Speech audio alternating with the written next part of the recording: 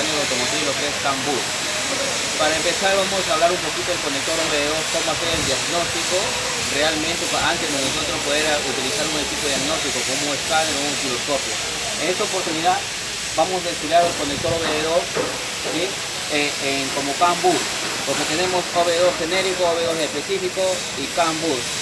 Por ejemplo, la línea de comunicación, los DLC, que significan línea de comunicación para diagnóstico, son las que están conectadas en este conector de 16 pines.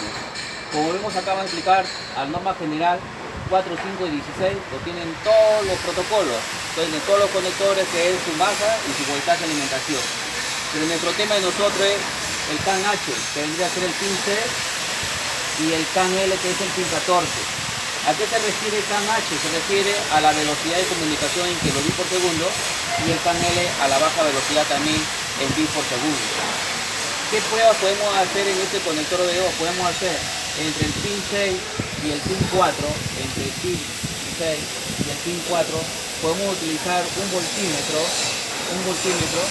con contacto y nos va a dar 2.70 voltios.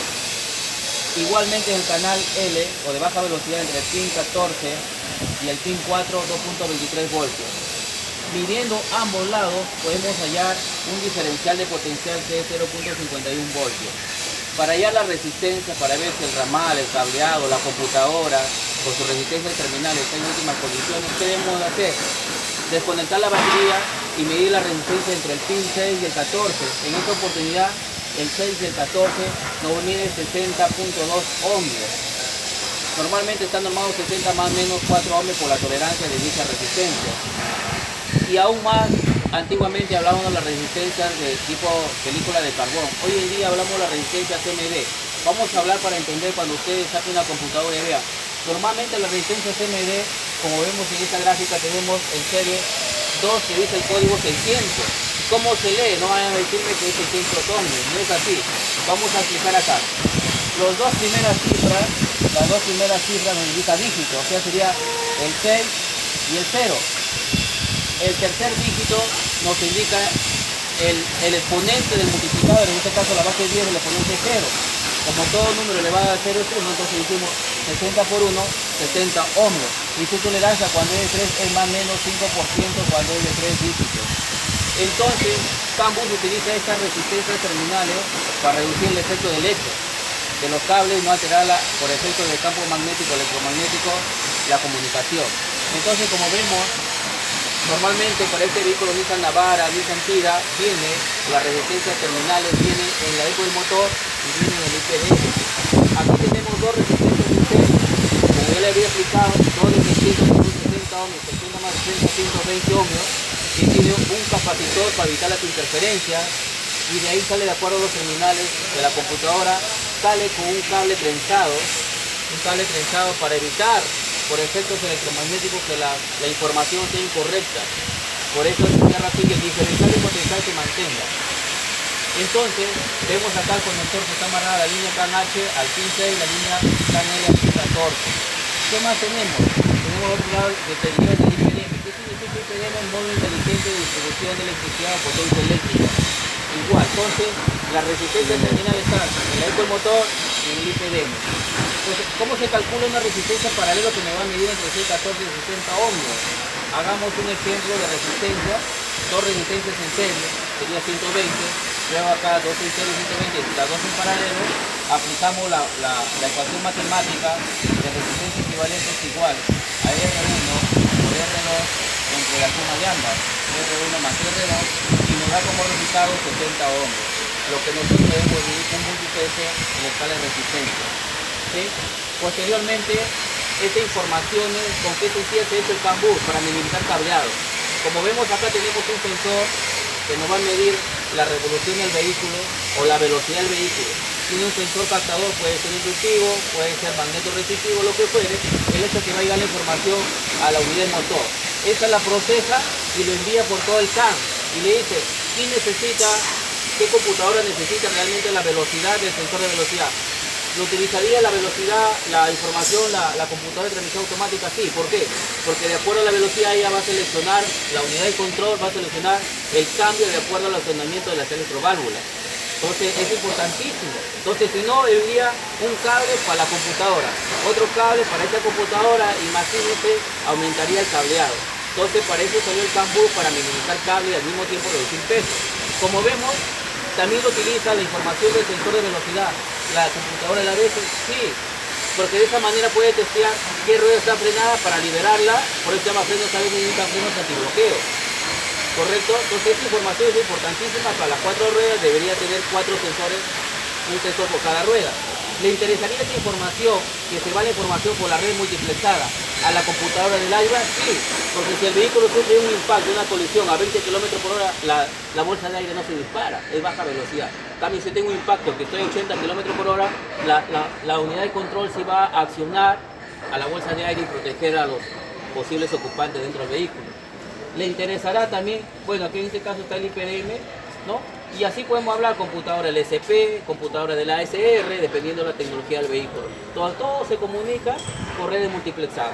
Ahora vamos a ver en el osciloscopio, como ven acá en pantalla, yo tengo las dos señales. CAN H siempre es hacia arriba y CAN L siempre es hacia abajo. Vamos a prender el motor, energizar el motor y vamos a ver la velocidad, ¿no? Vamos a ver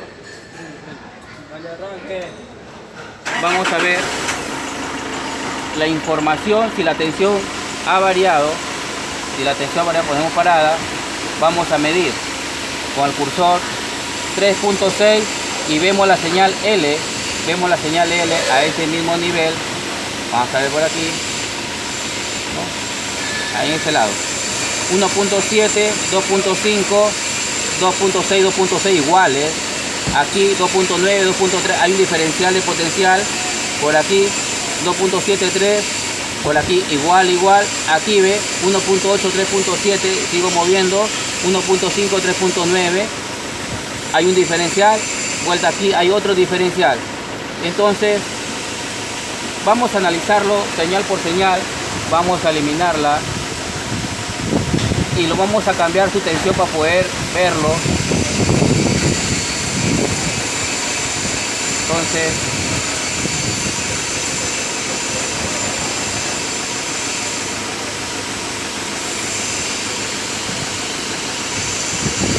como pueden apreciar, esa es la señal CAN H. Entonces nosotros podemos congelarla y verlo de esta manera, su voltaje. Como pueden apreciar aquí, 3.3, 2.4 en la parte inferior, que lo vimos con contacto, 2.4, y cuando el motor está prendido llega hasta 3.6, 3.5, ¿sí? Aquí en la parte inferior 2.4, como si el motor estuviera ahí, no está comunicándose. Cuando avanzamos vemos nuevamente que tiene otro voltaje, ¿sí? Lo vamos a cambiar la línea para verlo al otro canal en sentido invertido.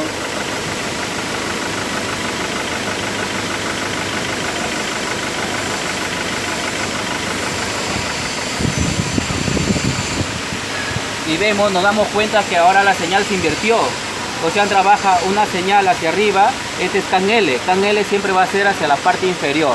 Lo podemos detener para ver mediante los cursores cuál es su tensión hacia abajo. Y vemos que es 1.3 y en la parte superior 2.5, está 0, ¿ve? 2.5, 2.6, ¿no? Y la parte inferior 1.7, ¿no? 2.4, arriba 2.5 y en la parte inferior aquí 1.4, vean, el voltaje se ha reducido con respecto al horizontal. Vemos ahí 2.5 y luego cae, ¿no? En la parte inferior, pero tiene picos también en la parte superior 2.4. Entonces, esa es la manera que la unidad de control se va a comunicar vía dos señales. CAN H siempre, acuérdense, hacia arriba, y CAN L siempre hacia abajo.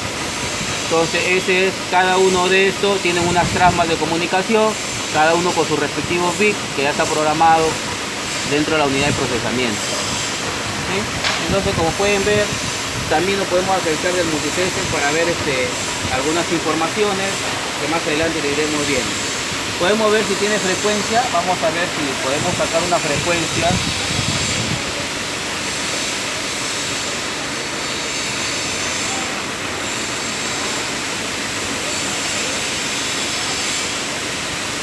Ahí lo vemos más grande la señal, más grande, entonces se puede ver cómo se está comunicando. Si apagamos el vehículo, apágalo y déjalo en contacto. Vamos a ver qué sucede si apagamos el vehículo. Que quede en contacto. Como la computadora necesita informarse de los sensores que realmente están energizados para que haga una retroalimentación y está procesando la información, entonces vemos ya que la información es más lenta. Ahora, si interrumpimos el motor, si interrumpimos ya el contacto, lo dejamos en off, vamos a ver qué sucede. Ahí está en on, 2.5 está en on ahí, apágalo.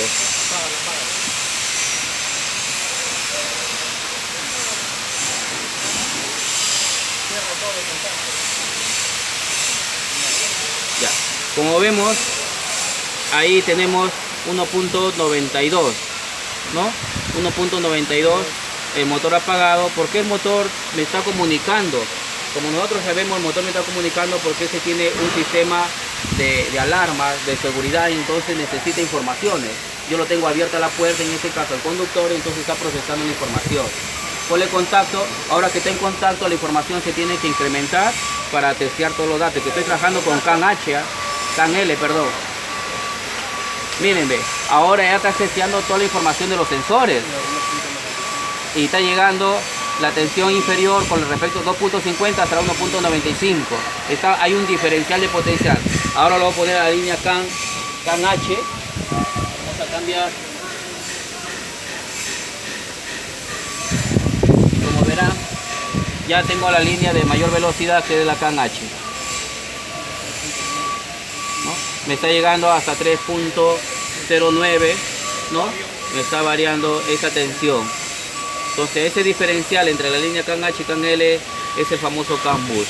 Entonces es una manera de ver dichas señales que sí está procesando la unidad de vehículo. En cambio, si no tuviera esta señal, podría ser el cableado, ¿no? Podría ser la resistencia que está en la computadora. Simplemente desarmamos la computadora, cambiamos la resistencia, nuevamente utilizo el osciloscopio y entonces mi diagnóstico es más eficaz. Eso sí les recomiendo si no tenemos líneas de comunicación. Entonces nosotros podemos utilizar al menos un multitexto para hacer las pruebas que les expliqué al inicio. Bueno, es todo lo que puedo compartir con ustedes. Gracias por su atención.